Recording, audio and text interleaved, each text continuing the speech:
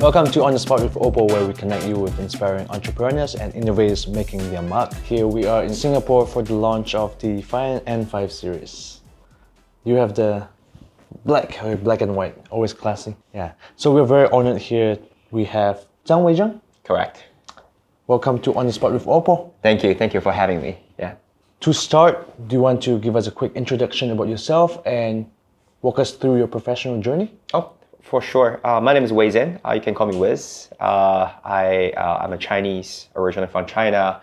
Went to school in the States, worked there for 3 years, and for consultancy. And then I moved back to Asia, Singapore actually, for my first outside of consultancy job at Shopee. And then I worked also at Meituan, another Chinese tech company. Then I started my company back in like 2019 actually. It's a company specializing in smartphones aftermarket service. Basically, we do trade-in, repair, refurbish, device protection in Thailand and then Malaysia. So you are part of the Finance Club community. What kind of value do you think a community like Finance Club is going to provide you with? Oh yeah. So first of all, thank you again for inviting me to this club. So I think number one, I think it's getting connected to this community. So in the past few days, I've been meeting all these great entrepreneurs, business owners, and then business managers in the club. Their stories and entrepreneurship are really inspiring, right, and motivating. So that's I think the number one value to me. Number two is getting to know all the great products OPPO innovating. So that's I think the very interesting part of this Finance Club. I can always get access to the newest, the greatest products OPPO innovates. Lovely. Yeah, I'm glad you got to connect with the fellow Finance Club members. And yeah, I really genuinely hope that you can take some of the learnings from like different industries, and you can take inspiration and use it however it fits to your current business at Remobie and your industry. Yep, absolutely. Yeah. Thank you. Yeah. And how do you like the device so far? You've been using it for what? 1-2 days? Yeah, I've been like using this guy for 2 days. Like this is insane. It's an insane product. Look how sleek, how thin this guy is. It's amazing screen quality, super vibrant OLED display.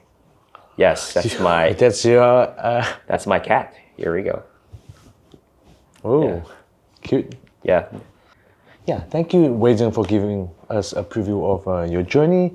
But can you walk us through how do you get started and how did you end up here? Oh, okay. So long story short, I started my career as a engineering PhD. I graduated at Northwestern, and then I interviewed luckily I interviewed with McKinsey, Chicago office, and then I got a job. And that's it's a good milestone for me, like transitioning from academia to industry. And after working there for 3 years, I think I thought it was a great time for me to do something new outside of consultancy. And then at the time, Shopee reached out to me, and then after a few calls, and then I moved to Singapore. Yeah. Okay. And then Southeast Asia. Yeah. So how long were you in Singapore? So I was here for almost a year, and then I moved to Bangkok, Thailand. Okay. Yeah, where I started my own company. Yeah, I mean, you've worked in prestigious names in consulting and in tech, like both McKinsey and company, and Shopee are like the big names. Yeah. But I mean, you've been working in those big names. I'm sure you have like a very high opportunity cost of like trying to start out your own business. Yeah. What was the aha moment of like, okay, I need to do something myself? Yeah, so I didn't really think this, at the monetary cost, right? I always think about, what I really want myself to do, want myself in my life. What's the stage I want, what stage I am currently for my life. So during the time, I think I thought that was the timing for me to, do something on my own. Yeah, I always dreamed of, having my own business, starting something on my own. Yeah, of course, if you do math, right, work in a consultancy or work in a, company, you always, get paid well. You don't have to worry too much. But at the end of the day, right, maybe like, at the age of 80, when I look back, if I want to do, if I'd done the right thing, right, probably, I would regret if I didn't start my company. Yeah. Yeah, I mean, you're working at like the most prestigious firm and you transitioned into entrepreneurship. Like Right.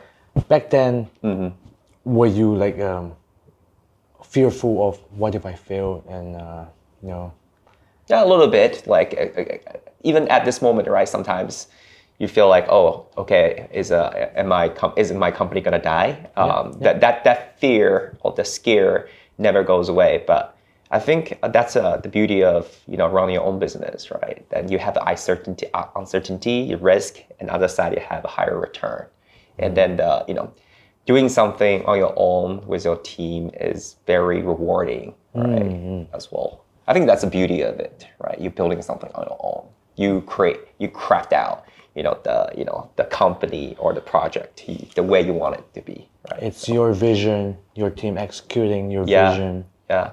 So what the worst case scenario, right? I just go back to work in a corporate, probably. That's the worst case scenario for me. But so that's how I, trick myself, try not to think too much and focus on what I can impact. Right. Yeah. What's things I can do to impact. Yeah.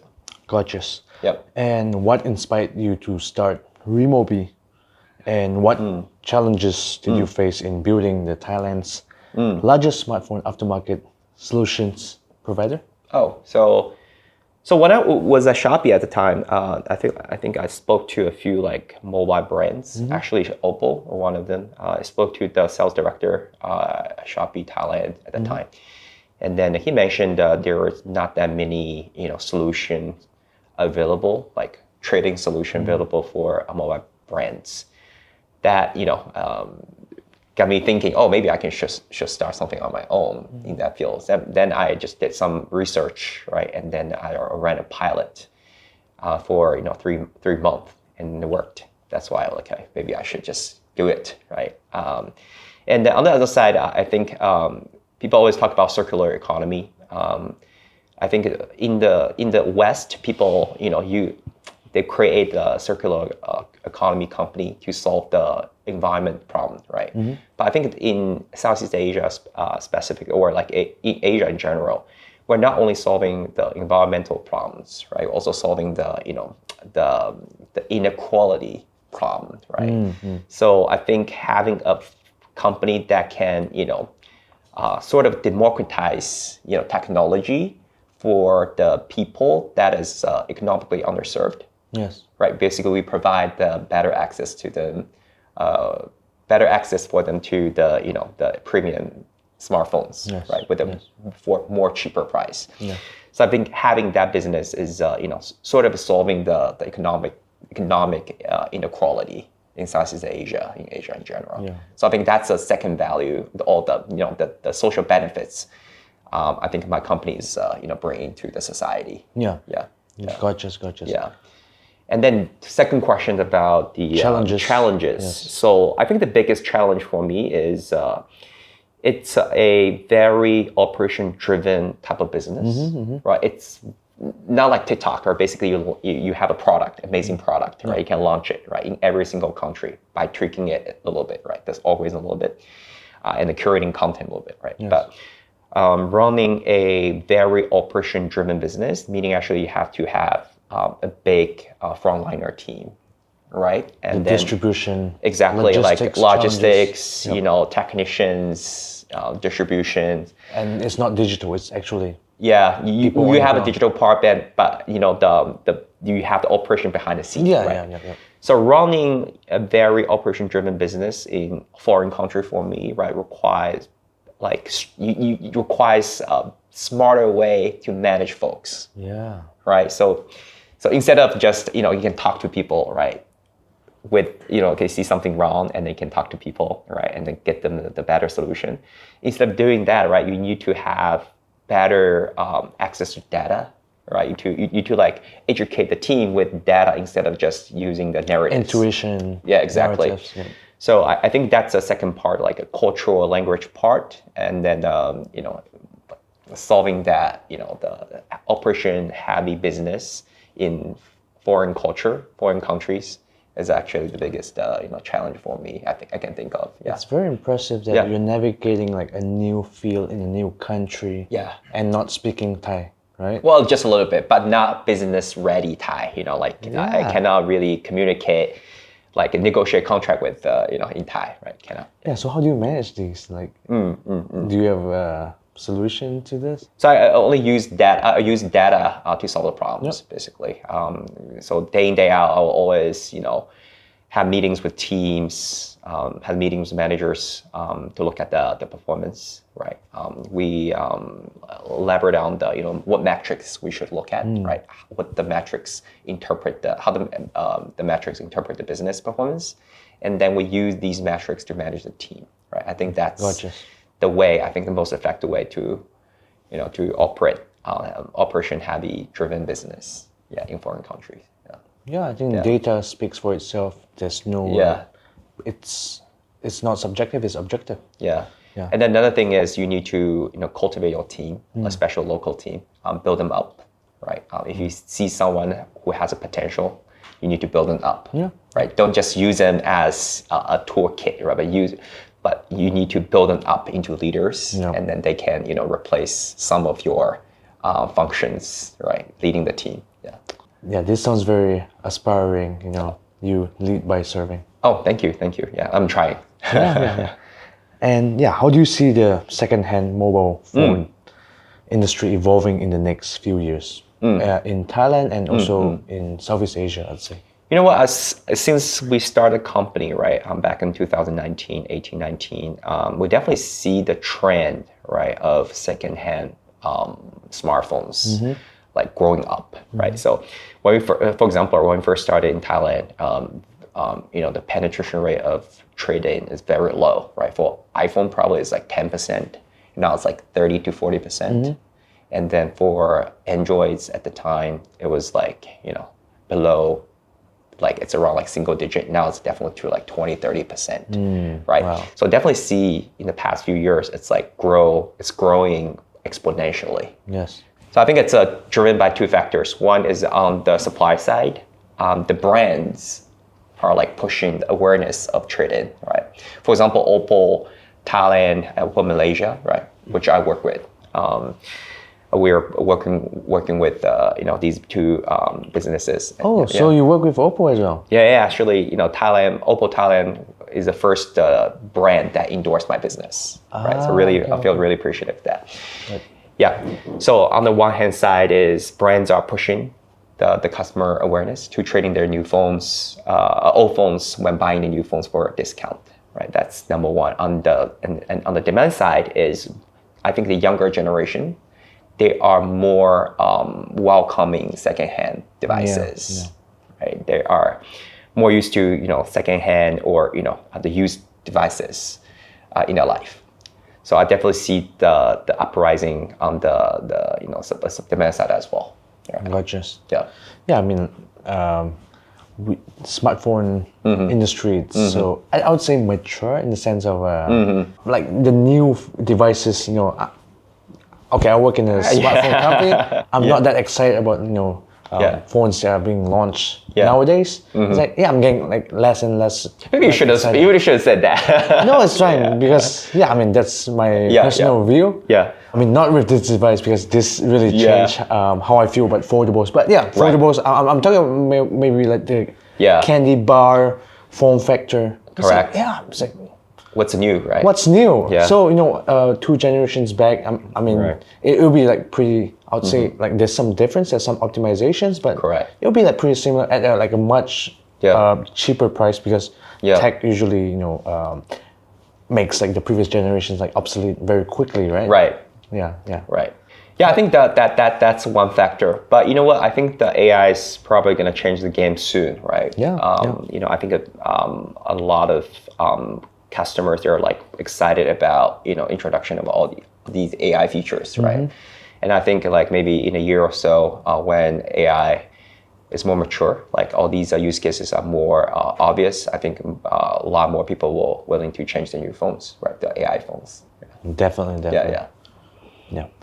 Yeah. Also, yeah, with AI phones, yeah, I mean, the AI functions on a lot of the Androids and also like Apple Correct. iPhones. Yeah. It's. I'm excited about how, you know, consumers will be empowered by AI through smartphones. Yep. Yeah, this is something I'm looking forward to.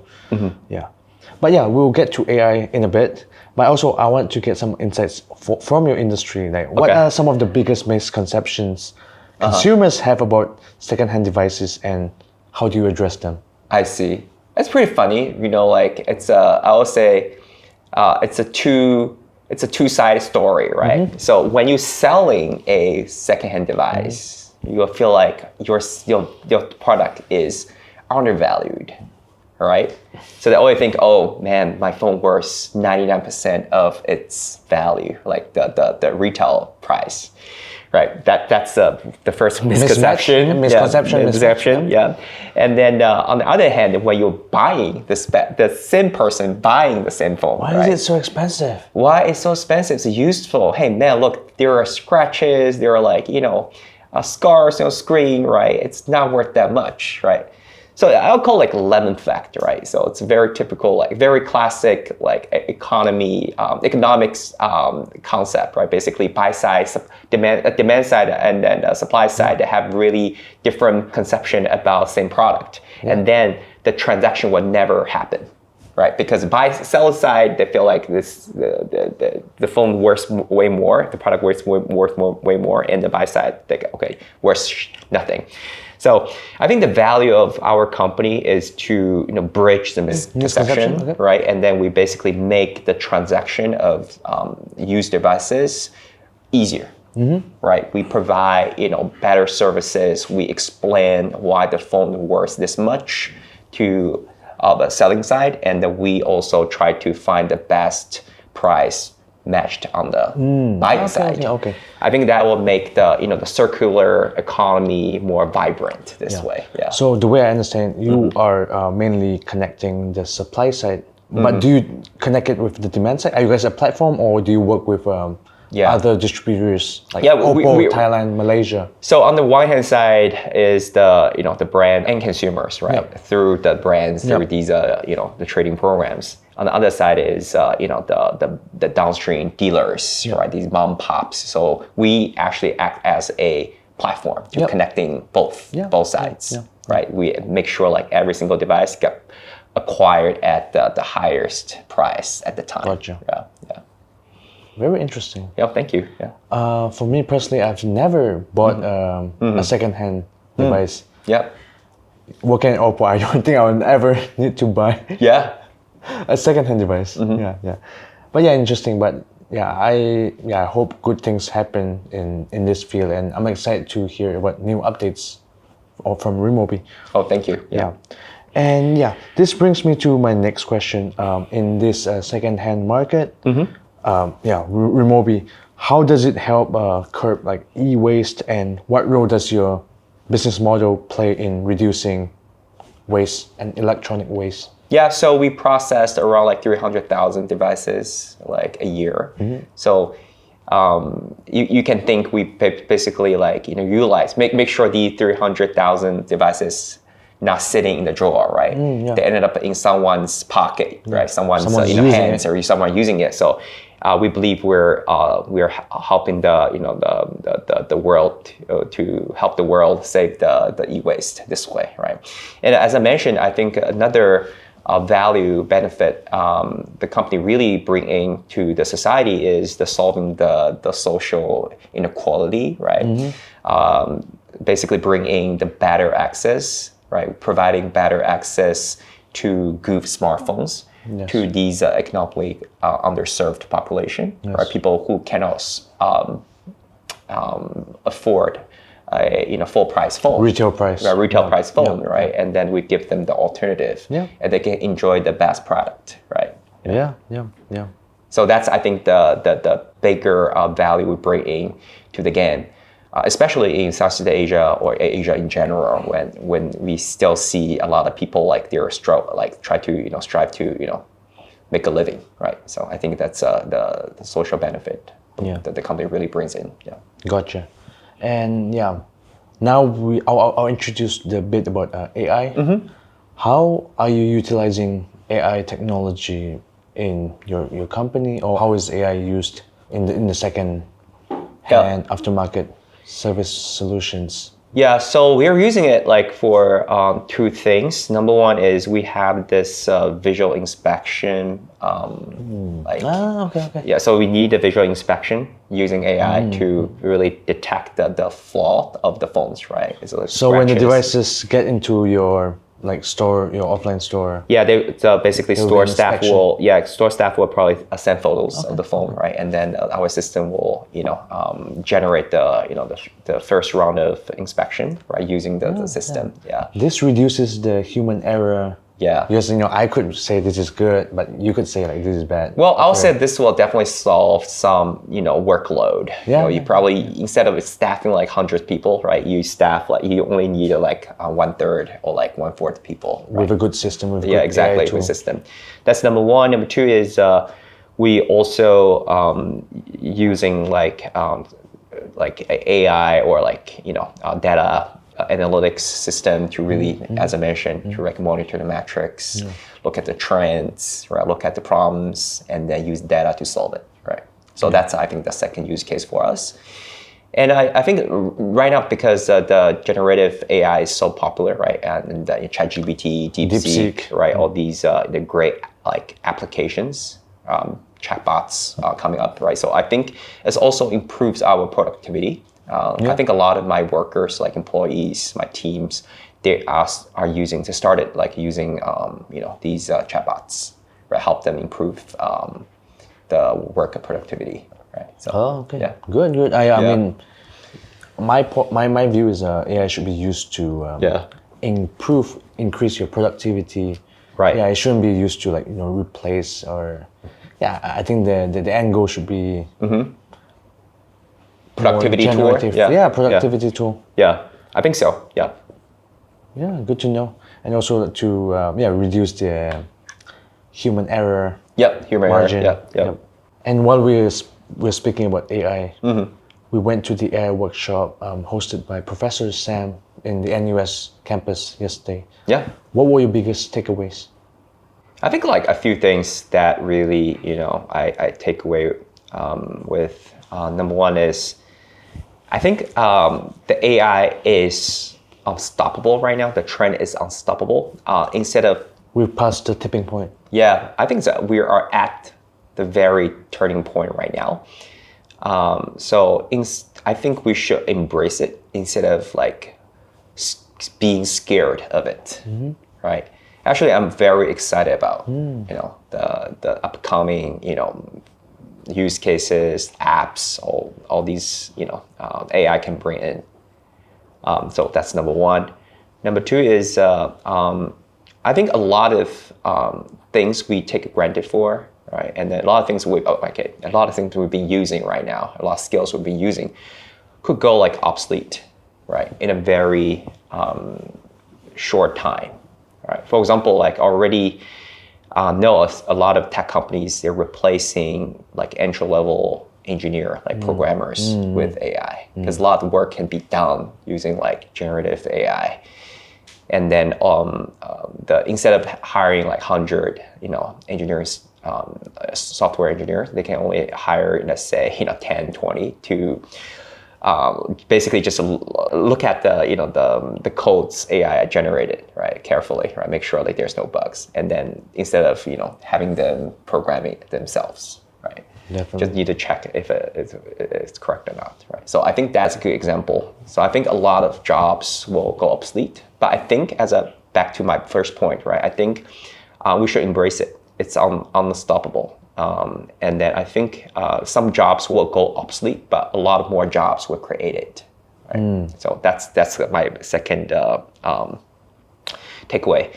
My third takeaway is, I think the very last conclusion, like insight the professor provided is, the kids who used AI, right? They feel Teenagers. less fulfilled after the complete job, even though they did a better job with the help of the AI, but they felt less satisfied, right? Yeah. I think that the sense of fulfillment that hard work, working hard can bring will probably go away. When AI kicks in. Right. Definitely. So that means when we educate our kids, right, we need to be careful, right? How do we, nurture them through this process, this change, right? I don't have an answer yet, but we'll see, right? But that's something like I will always keep in my mind. Yeah. Definitely, yeah. Yeah. What was scary to me, we talked about this. Yep. AI is really so disruptive that it changes the perception of the value of hard work. Right. We are we come from like Asian background, East Asian, where working hard is a big part of like our culture, upbringing, our culture, right? Right. But now, so you'll get to a next generation where people don't feel like hard work is a value. It's going to be valued anymore. Yeah. What do you think about this? What are your thoughts on this?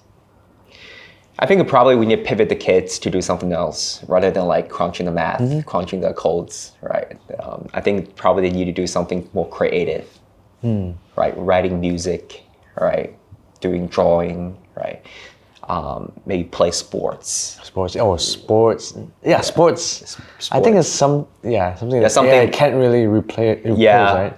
Cannot really replace. Unless you introduce machines into sports, competitive sports. But at the same time, I also feel maybe, we probably were over worried. Yeah.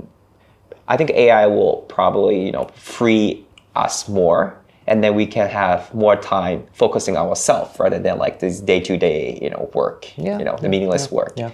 So 40-hour work weeks maybe is going to be a thing of the past. Yeah, maybe. And then so maybe still people work 40, even more, right? They can do something more creative. Yeah. And then instead of doing the repetitive like slides work or like coding work, you can do something, maybe like doing more master planning, right? And then do more creative work. Yeah. So I think probably still people will keep crunching. Yeah. But just crunching on different type of works. Makes sense. Yeah, and one more thing. One of my takeaways was also related to the how value of hard work is being diminished. Yeah. And also the point that you made, the abacus. Yeah, abacus. Do you want to speak about the abacus?